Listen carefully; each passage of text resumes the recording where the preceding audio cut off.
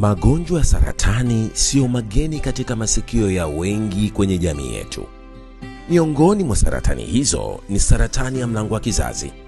Saratani hii ni miongoni mwa saratani zinazowakumba wanawake wengi ulimwenguni na hata hapa kwetu nchini. Saratani hii ni ukuaji usio wa kawaida na unaozuilika wa chembechembe zilizopo kwenye mlango wa kizazi. Chanzo kikuu cha saratani ya mlango wa kizazi ni virusi vya papiloma, kinachoambukizwa kwa njia ya kujamiiana bila kinga.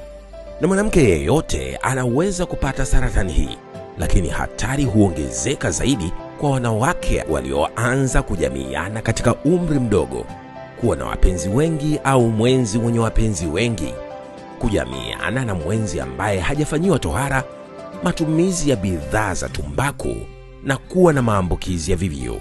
Saratani ya mlango wa kizazi inazuilika. Zingatia yafuatayo: epuka kuanza kujamiiana katika umri mdogo.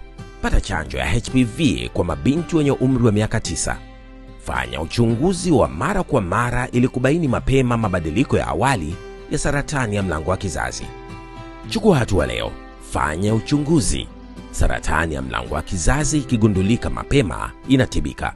Kwa taarifa, elimu na ushauri, tafadhali piga simu nambari 199 bure.